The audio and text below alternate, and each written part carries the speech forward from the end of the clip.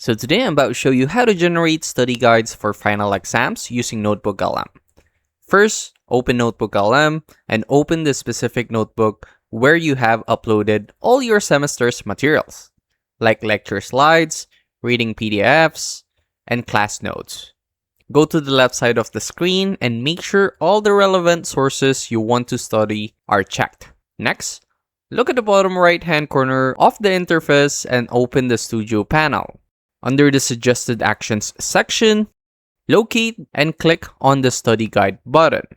NotebookLM will instantly synthesize all your checked sources, generating a comprehensive, beautifully structured study guide directly into your notebook.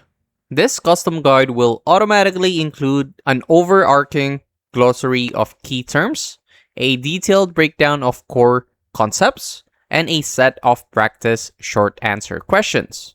Pro tip, do not just read the study guide, use it actively test yourself. Scroll to the bottom of the generated study guide note to find the practice questions. And that's it. That's how to generate study guides for final exams using NotebookLM. If this helped you out, make sure to like, subscribe for more quick tutorials like this, and comment down below what other topics you want me to break down next.